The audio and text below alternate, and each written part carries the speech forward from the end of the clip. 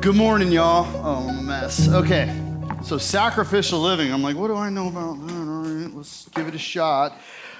So you guys got a passage. We're going to look at that here briefly. And forgive me for the small print. I put a lot of verses, and so hopefully you brought your reading glasses. Luckily, I brought one with bigger print for me because, yeah. But before we get into this, I actually just want to okay, so here's I'll just frame this. I've got some thoughts. I want to look at this passage. I want to have a conversation. I don't know what's wrong with this table. But in any case, we often will look at a passage and you guys kind of break up around the table and talk about it. So I just want to be one table, if that's okay. So as we read through it, I'll kind of read out loud so we can all read along, and some of you can't see it, you'll hear it. But then I want you just to be prepared to engage with me, and I want you to start engaging with me now. So before we even look at that, I just want to ask, what comes to mind for you when you hear the word sacrifice? Dead animal. Dead animal. Yeah. I mean, come on, be honest, yeah. To do without? Okay. I may not write all these down but you guys keep shouting them out. Suffering. Some of our favorite. This is sounding like we're getting excited, right? We're like, this is going to be such a good morning. To give something up. To give something up. I feel like it's connected here. To give something up. I usually feel like it's to get something else. Okay. To get something. Well, is that called purchasing? Interesting. What do we think? Let go of something highly valued to obtain something of higher value. So yes, so not purchasing. You usually have to have a motivation to sacrifice. So a greater desire, or so to give something up to get, or let's say a higher good. Well, how'd you say that? Does that work? Okay. You're not necessarily getting something for yourself if you're sacrificing for your kids, for example. But you're getting the benefit Yeah, from them. parents, do you ever feel like you sacrifice for your children? I feel like that might be the illustration, right? Dying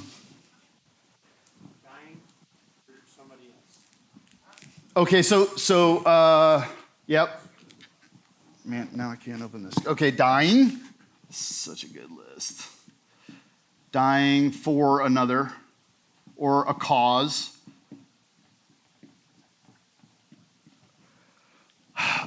Any others? You feel good about this list? This is what comes to mind. Do we like this topic? There are definitely people for whom this sacrifice, and it's there's a visceral response to the concept. It's I don't want to talk about this. And I didn't want to I was a little nervous about that. Oh, we're going to talk about something we don't want to talk about. What is the opposite of sacrifice? Maybe this is helpful to get at. Huh? Okay, so the opposite over here, we'll just say, how you spell that? And then we'll say selfish. What else? Indulge.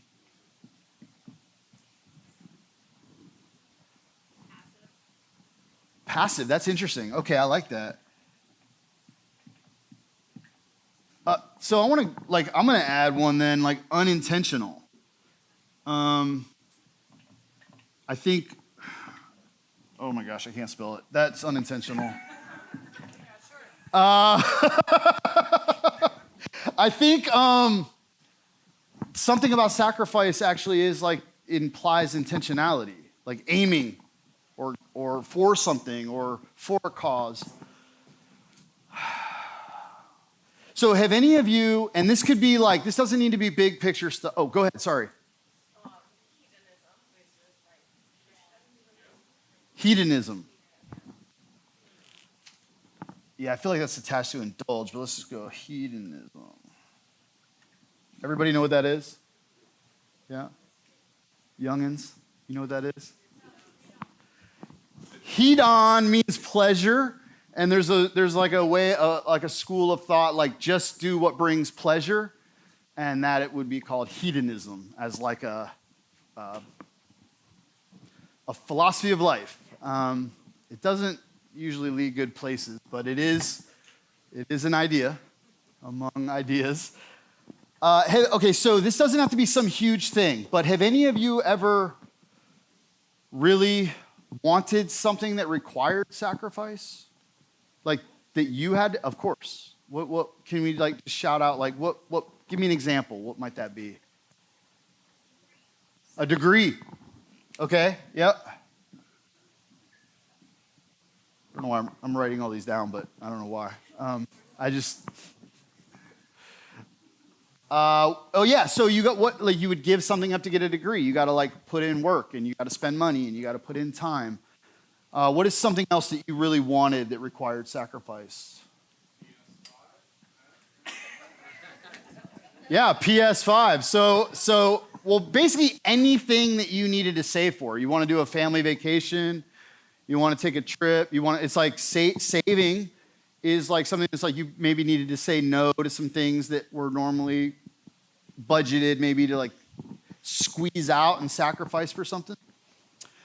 Okay, I just wanted to have that as a little bit of a primer for the passage we're going to jump into. So this is in Matthew 6. And I am just going to read through it, hopefully, that way just to help with, I think I have the same translation y'all have there. Doesn't matter. And so this is verse 16 to 34. And then we'll just begin to discuss. But with this is like a primer for the lens that we're looking at this. So this is Jesus. This is kind of a section of what's called the Sermon on the Mount. When you fast, do not look somber as the hypocrites do, for they disfigure their faces to show others they are fasting. Truly, I tell you, they've received their reward in full. But when you fast, put oil on your head and wash your face, so that it will not be obvious to others that you are fasting, but only to your Father who is unseen. And your Father, who sees what is done in secret, will reward you. Do not store up for yourselves treasures on earth where moth and vermin destroy and where thieves break in and steal, but store up for yourselves treasures in heaven where moth and vermin do not destroy and where thieves do not break in and steal. For where your treasure is, there your heart will be also. The eye is the lamp of the body, and if your eyes are healthy, your whole body will be full of light. But if your eyes are unhealthy, your whole body will be full of darkness. If then the light within you is darkness, how great the darkness. No one can serve two masters. Either you will hate the one and love the other, or you will be devoted to one and despise the other. You cannot serve both God and money. Therefore, I will tell you, do not worry about your life or what you'll eat or drink, or about your body, what you will wear. Is not life more than food, and the body more than clothes? Look at the birds of the air. They do not sow or reap or store away in barns, and yet your Father, your heavenly Father, feeds them. Are you not much more valuable than they are? Can any one of you, by worrying, add a single hour to your life? Why do you worry about clothes? See the flowers of the field grow? They do not labor or spin, and yet I tell you that not even Solomon in all of his splendor was dressed like one of these. If that is how God clothes the grass of the field, which is here today and tomorrow is thrown into the fire, will he not much more clothe you, you of little faith? So do not worry, saying, what shall we eat? What shall we drink? What shall we wear? For the pagans run after all these things, and your heavenly Father knows you need them. But seek first his kingdom and his righteousness, and all these things will be given to you as well. Therefore, do not worry about tomorrow, for tomorrow will worry about itself. Each day has enough trouble of its own.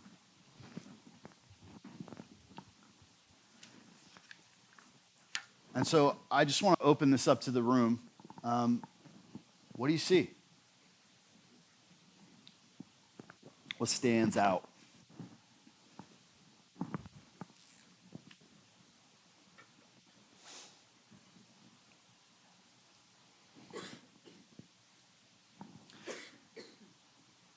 Maybe it'd be helpful to zero in on something. So in the first few verses, we have some commentary on fasting. Let's just start there. Any observations? Well, verse 16 stands out because I've never been able to keep fasting a secret. So I always feel like I never really get that reward.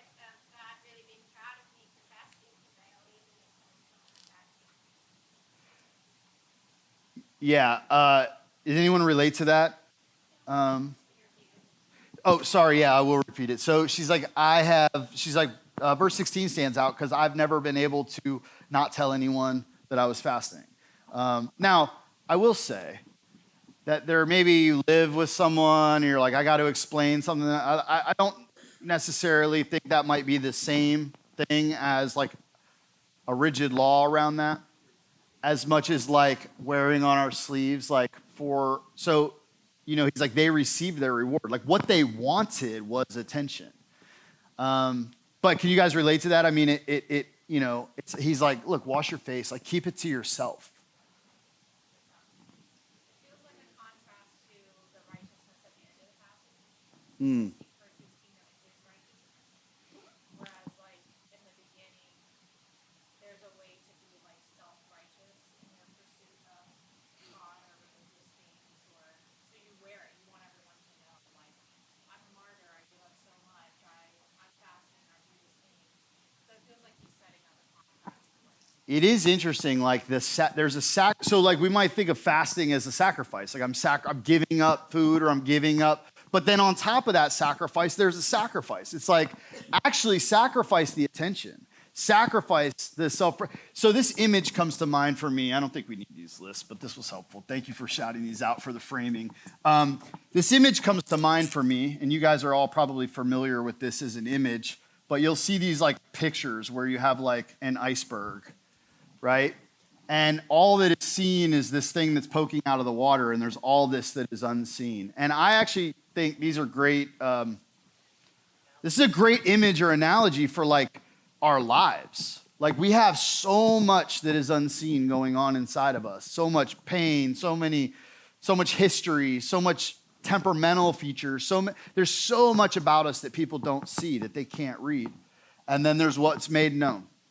And there's this interesting thing that I think Jesus does that I see, like, and that Christianity, I think, does. Whereas, like, he's like, they want to be seen fasting. And he's like, but your Father is unseen. Your Father's beneath the surface. Your Father's unseen and sees what is done in secret. So there's something about, like, the unseen Father meeting with what's unseen. It's done on his level, like where he exists. And so there's this interesting inversion where we want to do like up here, there's like this temptation toward like the righteousness or the sacrifice being made known. And by the way, I think this is very matter of fact. Jesus is like, cool, you can do that. If that's what you want, you can have attention. I don't even think it's a condemnation. I just think it's like, cool, you get what you aimed at. You can have that. But by the way, if you just keep it to yourself, I think your Father will meet you in the unseen and reward what is done in secret. And what's interesting in Christianity is then we have, instead of this, we have this like practice of confession, where actually what we do is we make known that I suck, that I'm weak, that I can't, that I don't actually want these things, that like I'm filled with all of this sin and I'm desperate for salvation. But then in here, when you're not looking, I'm honest and I'm trying and I'm fasting and I'm praying and I'm aiming high. I'm trying to like develop a discipline and a strength. And then I leave the house and I'm like, I have a limp and a weakness, even a disability. And so anyway, what else stands out to you guys in this section? We can stick with fasting, or you can kind of move into the like maybe like the treasure in heaven piece. What do you think that is? A treasure in heaven.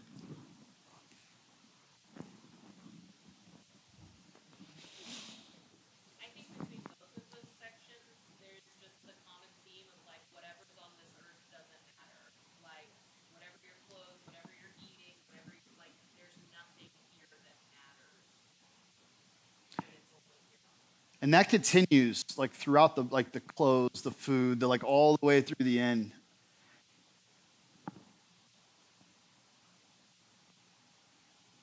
I like that. There's this note in my Bible where it says, what we treasure the most controls us. What we treasure the most controls us.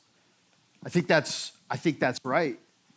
And I think that's a lot of what I want to talk about today too, is like maybe we need to get honest about the things that control us, about what we most value. I think a lot of times we pay lip service to things. We're like, this is the most important thing. Is it? On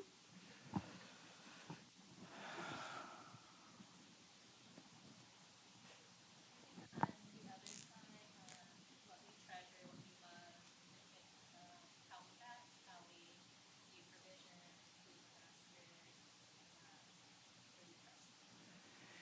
Yeah, there's this interesting, so the treasure in heaven and like what masters us, this maps to this, it controls us, and it's like we can't serve two masters. There's almost this way in which like treasure in heaven almost points to like Lindsay was talking about, like, oh, these are all things on earth, but there's like something like, I guess you could go this way, but you could go this way too, is like it transcends.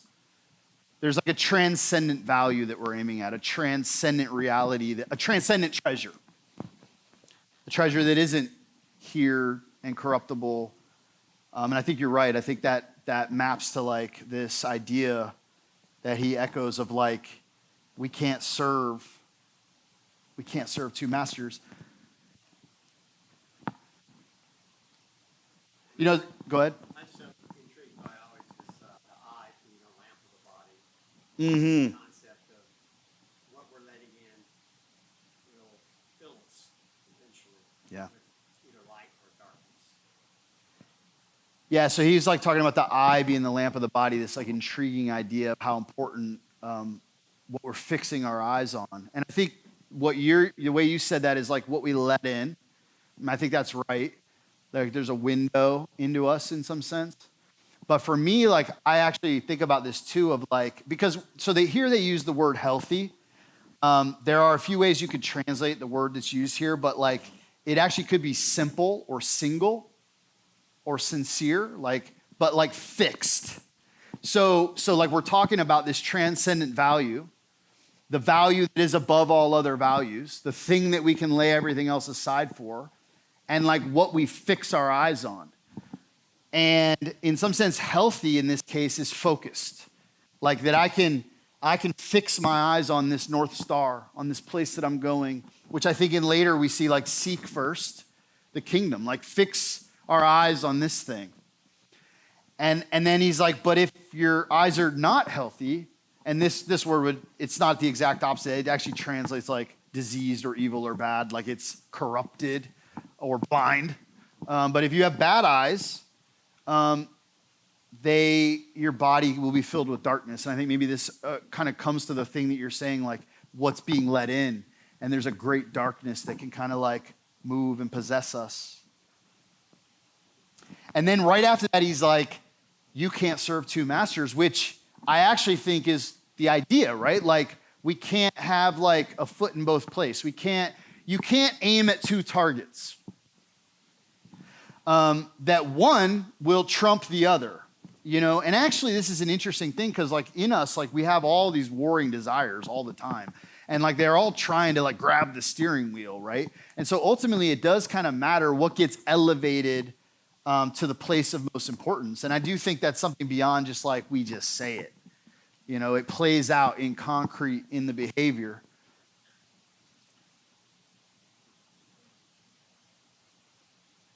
What do you guys make of don't worry? Don't worry. Don't worry about your clothes. Don't worry about your life. Don't worry about what you'll eat. Don't worry about what you'll drink. Don't worry about it. By the way, there's this guy, Alan Watts, who I really like. He's kind of like mystical, spiritual entertainer guy. He just does, but he talks about this. He's like, you've never heard a sermon preached on this passage. The whole economy would crumble. I love it. But it's like, what are you talking about? Don't worry about it. Don't worry about it. How's that feel? Does that feel liberating? Does that worry you? Feel irresponsible? Faith and fear can't exist at the same moment at the same time. You're saying faith and fear cannot exist? Right, if you're like constantly worried, you're constantly fearful. But if you have faith, how do you worry constantly if you actually have faith? If you actually believe, again, if you take it from a parent-child, like if you actually believe, okay, like my parents said they're gonna show up you actually trust and believe that, you don't worry about that they're going to show up and, there's going to be dinner on the table tonight.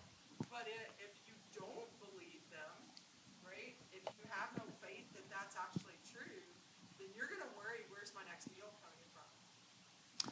Yeah, it's interesting, like worry. I mean, worry does feel like tied to control a little bit too, like the idea that I need to do something about this, or I need to control this. And what you're saying with faith, you're using like trust, where it's like allowing this thing. I remember being in a truck, driving on the interstate with a couple friends, and I mean, deserted, like there's just like, God only knows when this next exit is, and the truck has no gas. And the driver is freaking out, like just like, oh my God, just like so anxious. And my buddy who's sitting in the passenger seat's like, dude, chill. Like, that's not gonna put gas in the tank. Like, we're either gonna get there or we're not. And I remember like it just hitting me, but like this, like, hey, this is outside. This is like the serenity prayer, like, God, grant me the serenity to accept the things I can't change, the courage to change the things I can, like the way I'm behaving right now, and the wisdom to know the difference. Like, this isn't adding an hour to my life. This isn't adding a drop of gas to my tank. But we worry, and so in some sense, our eyes get fixed on the problem. So you actually have to take your eyes off of the kingdom to worry. Like you can't be focused on both of those things. All right, I want to kind of jump in and unpack some of these ideas here. So first of all, if you guys have ever heard me talk, you know that I'm like a geek about etymology. I love the meaning of words, the origin of words, what words mean. Well, okay, so I actually was like, what word is sacrifice? Like, what does it mean? So it's a Latin term that's like, so words are translated then into Latin, and it comes from, so let's see if I can say this. It's sacrificium. It's very straightforward. We get the word sacrifice. We put that in, we like anglicize that. It comes from two words, sacra, which refers to just sacred things. Sacra, it makes sense, sacred. It's the word. And then, I gotta be careful about pronouncing this one, but it's fakire. And if we clip that, it might not sound great, but it means to do or to make. So like sacrifice means to make sacred. It's not like dead animals or suffering or like but by the way, we did talk about a cause or another or for something. Like it is to say that thing is so important that I'll die, that I'll give, that I'll, and so there's this way that we can lay waste something because of something greater. And actually, I think it's really interesting, the idea, the concept of waste, because waste is also a value statement. Like when you throw something in the garbage can, you're basically going, this isn't valuable, right? And it's waste. And actually, if the thing actually has no value, I guess technically maybe it's not being wasted. But it's arguable if that's anything, if there are things without value, but like, and we still call trash waste and waste product. That's another use of the term, but they're related. I just think all this is very fascinating, but it's like a value statement about the thing. And actually, I like saying a lot, it's only waste because we waste it. So in illustration, I use a lot of this. It's like you eat an apple and the apple core is something you could throw it in the trash can, which has a plastic liner that gets taken to the waste to energy plant and incinerated. But like that apple core, if properly valued, is filled with nutrients. That could be composted. That could produce life inside of a garden, right? Like there are people who are considered waste and they have immense value. And if we properly value, it's like there's a way within which things are wasted because we don't value them. And then I would say that there is, and I've have this concept and been thinking about this for a long time, of the idea of like holy waste. That there's a waste that actually announces value of the thing that is wasted. So I'm reminded of the story of the woman that like anoints Jesus' feet with this like very, very expensive ointment, And the people are like, what? Like, what are you doing? That's very expensive. Like, what a waste. That could have been sold and we could have like taken care of poor people. But Jesus calls what she does beautiful. Because it's this kind of waste is I think what we mean by words like sacrifice. It announces something of greater value. So I just want to see if this works as an illustration. Let's say I have this massive table set before you, and there's a banquet, like great food, really great food on it. What's great food? So we have a feast. What's in your feast? What's in your vision of a heavenly feast? What do we have on the table? We got some cookies, obviously. What else we got? We got some sushi on the other end. Bread. We got some bread. All right, we got some bread. Huh? Wagyu. Okay, our budget's up. We got some Wagyu. We have everything in your mind, right? Everything you can imagine we have up here on the table. And now let's say that we have this table and we're about to feast. And then I come over to this table and I take 10% of what's here and I just wipe it off into a fire. And in our culture, people would be appalled. Like, what a waste. All those sushi rolls, all those cookies just into the fire. But isn't that kind of like what the idea of a tithe was? That you would take 10%, the best 10%, and you would engage in an act of making sacred. And you would offer it to God. You would give it to God in this act of holy waste. And I wonder, like, how might that change our relationship to the 90% that we're left with? How might we think about the value of the 90% that we're left with, that we get to steward? If we've engaged our food and our meal in this sacrificial act of worship. Because I think once our food is engaged in sacrifice, it's both acknowledge the sacredness of God, our relationship to and our dependence on Him, but also I believe it would make the food sacred, that it might make our meal sacred. In our culture, we don't do that. We don't do that. That's it. That would be insane. What a waste of food. But what's interesting to me is our culture sends 40% of the food that we produce to a landfill. So our culture that would never waste that much food sends 4x that amount into the trash heap, into the dumpster, into the incinerator. Because it's not sacred. A sacrifice is a decision to announce value. It's just to say, yeah, this is important to me. It's to make something sacred. And by the way, I would say every single decision you make is a sacrifice. So the word decision, so you make lots of little decisions all the time. The word decision means to cut off. So to illustrate this, incision is to cut into. You go to surgery, they put an incision into you, an incision. Decision is to cut off, is to remove, is to sacrifice another option. I decided to live in Tampa implies 1,000 places I decided not to live. I decided to marry this person is an infinite number of no's. I decided to pursue this vocation is to imply all of these things that I'm not spending my time on. Sacrifice. Every yes implies 1,000 no's. Every decision is a sacrifice.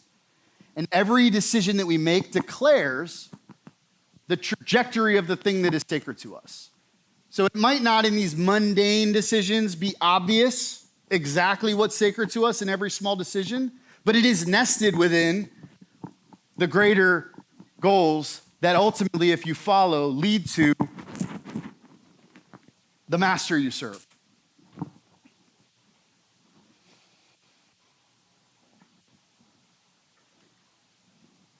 Every decision reveals what's sacred. And then the question is it God? Is it the kingdom? Is it mammon? Is it money? Is it security? Is it comfort?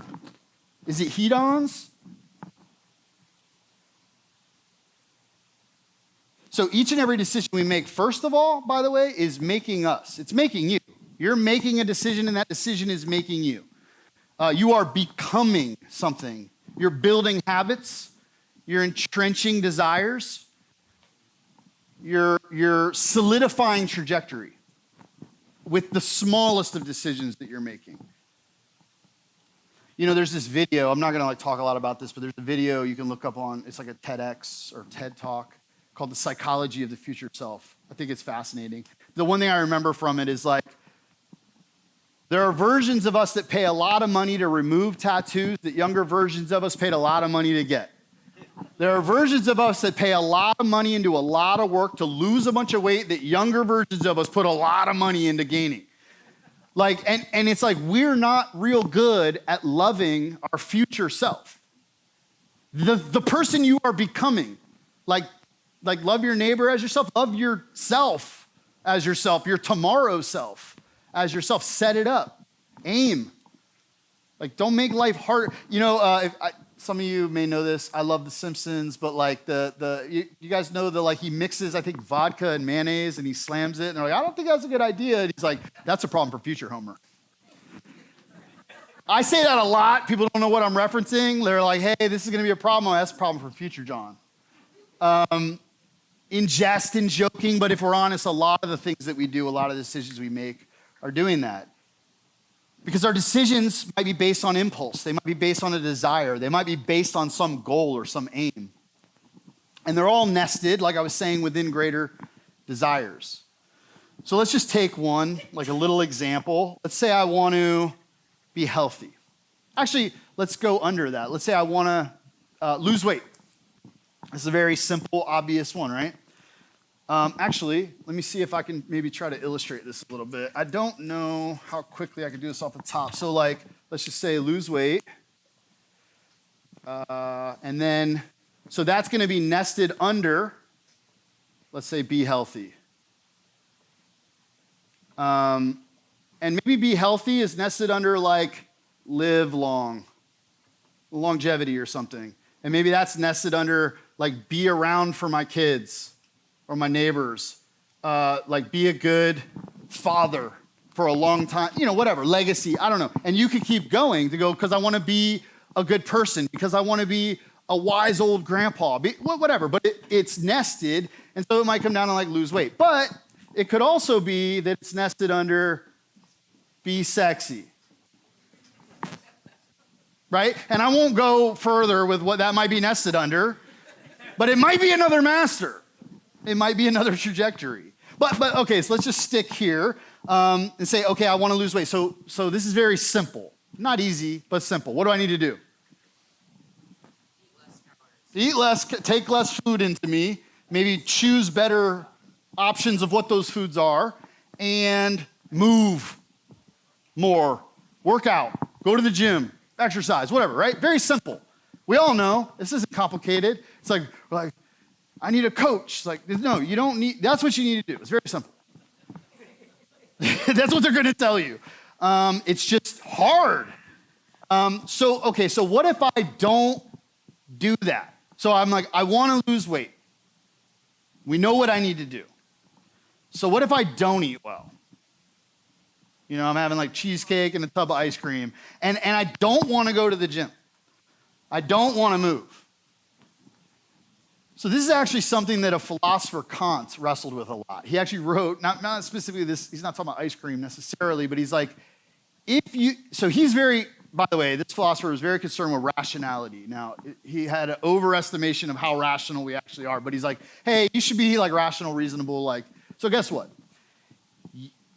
If you say you want to lose weight, but you don't want to do these things, then you don't want to lose weight, and you're lying to yourself, or you're lying to other people. That might be that'd be nice or whatever, but if you want this, then necessarily you want this, right? You necessarily want the thing because it's a subset. Like we've been talking about. It's like, well, because I'm aiming at this isn't a decision.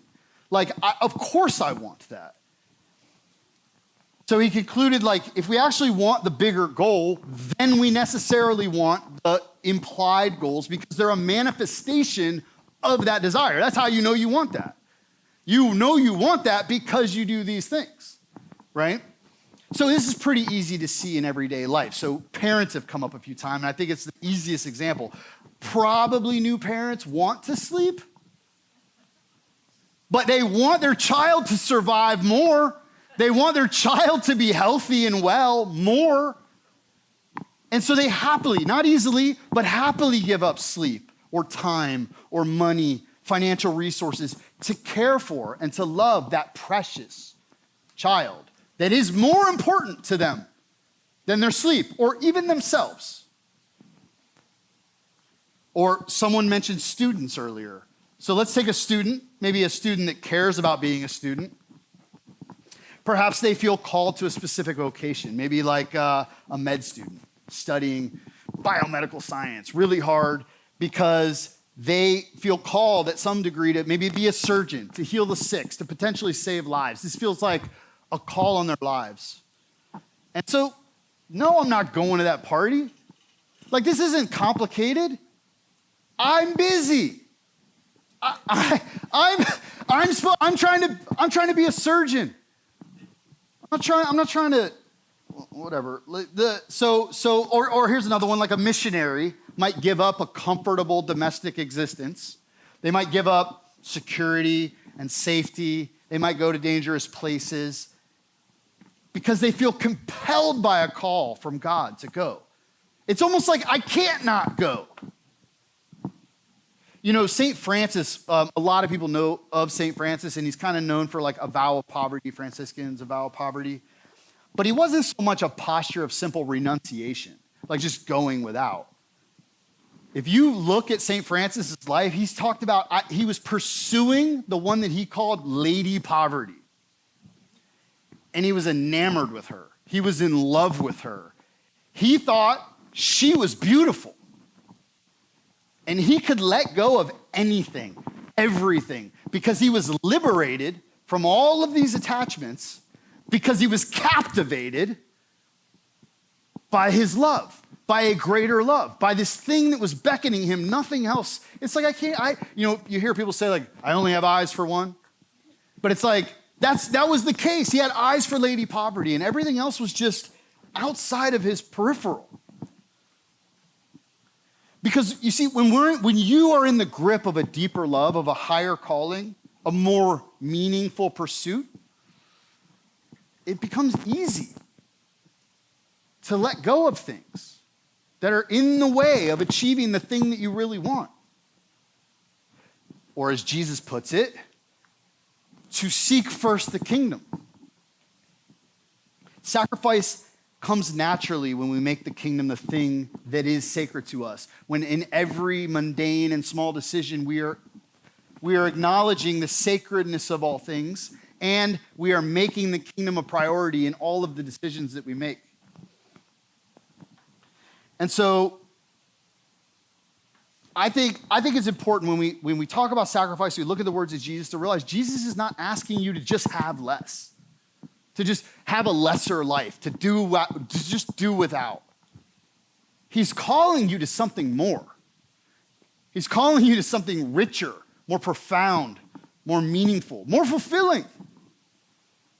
And when our hearts are fixed on his kingdom, or when our eyes are healthy, when they're singly focused on that trajectory, then whatever the cost, it just makes sense. In fact, he said, like, you'll happily sell everything to buy the field that treasure is in. Easy. Easy. It's not even sacrifice. It's like a secret. Like, I win.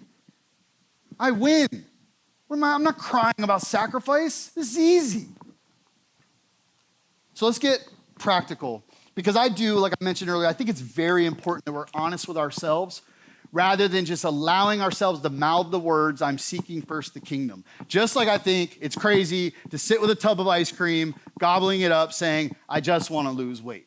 I get the reality of like the addiction, and I recognize there's factors, but it's also a performative contradiction. No, you don't. You just don't. You evidently don't.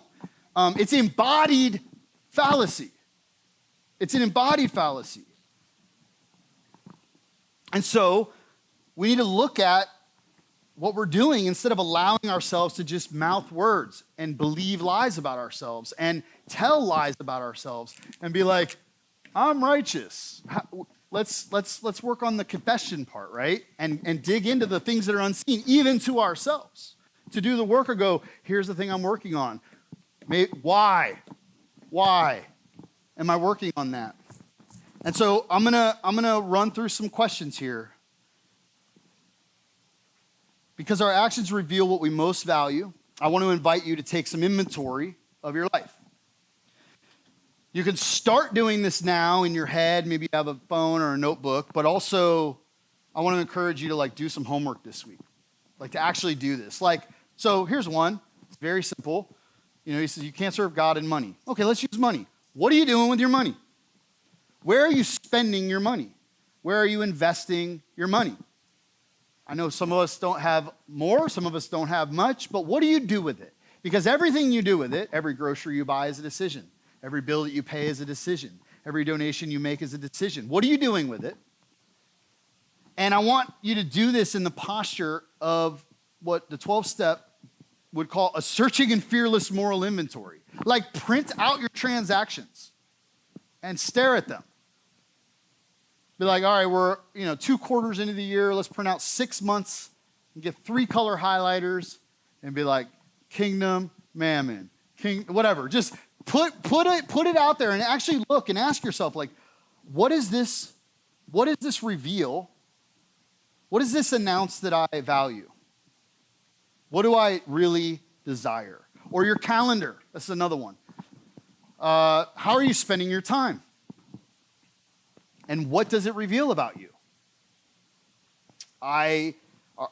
Is this like I'm serving God or mammon, my stomach, comfort, my addictions, security, control? And just like try to be honest about these things. This isn't a way to be like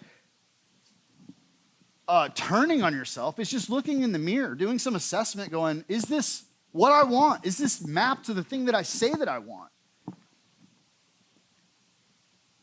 What do your decisions reveal about what you most value? Like in practice, in the concrete.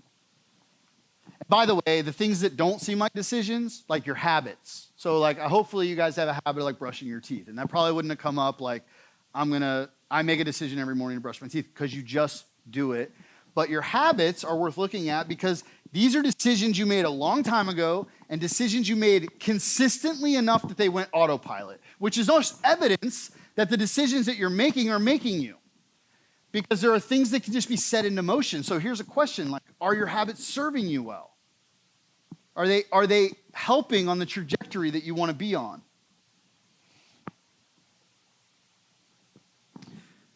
Emily, if you want to come up, I'm going to start wrapping this up here. So I want you guys to ask yourself, what is one thing that you want more of this week? If you're thinking about like, how might I like fix my eyes in the kingdom, or some subset on the trajectory under the kingdom nested within that greater desire? What's one thing that you want more of? Or maybe it's enough to say, I want to want more of it. I just want to want more of it this week. And then ask yourself, what are you currently doing that might be an obstacle to that? What are you doing that might stand in the way? Is there something you need to let go of this week? Not in some sacrificial doing without renunciation, but because you want to do this other thing. Because you want more of this thing, it implies the no to the other thing. And I said this a little bit earlier, but I think it's really, really important to recognize that sacrifice and discipline are very closely related. Discipline is necessary. It's how we bring our impulses and our desires into obedience to those greater desires. By the way, at the heart of following Jesus is the word disciple. Disciplining ourselves into the trajectory and the ways that he's leading us in. So what is the way? And then how can I discipline, train myself, stumbling along, failing all the way, but like bringing closer and closer. And discipline provides the structure and trains the willpower so that we're able to make sacrifices. So discipline is necessary to make sacrifices, but then in the other direction, sacrifice is often necessary to develop discipline. Like there might be some small sacrifice I need to make, like today. Maybe there's something I need to give away, like right now. Like Tommy's PS5. Maybe there's something that's taking a lot of my time and attention away from the thing that I really want. Maybe there's something I need to say no to or give away. Or maybe, like we saw in the passage, there's something I need to fast from. So choose to fast from something. And then, oh, by the way, when you give that away and when you fast, do it in secret. Don't tell each other. Just do it. It's not that big a deal. Nobody cares anyway that you're not eating cookies. I don't care. Do it in secret because it seems that God cares. It doesn't matter if I care. It doesn't matter what I think. But don't store up treasures for yourself on earth, but set your heart and your eyes on something transcendent, on like the greatest good you could possibly imagine. What do you see when you think the kingdom come, his will be done, like in my household, in my family, on my street? What? Just try. What can you imagine? Set your eyes on them and fix them on that highest good, because you can't aim at two targets. You can't serve two masters. So train them on this vision for the kingdom. Stop worrying about your life, your bank account, your food. Stop worrying about tomorrow. Let them worry about themselves. Guys, you're becoming something with every single decision you make. And he is inviting you to something amazing, to become something amazing, to be a representative of Jesus and his kingdom here in this city. Become that. Lean into that. Aim high. Seek first the kingdom of his righteousness, and everything else will fall into place. And I want to transition to communion, and as I was thinking about how maybe I could do that, this verse came to mind from Hebrews. I think it's chapter 12. It's just the first couple of verses, and I just can't think of it. Look at this. Give my mic back.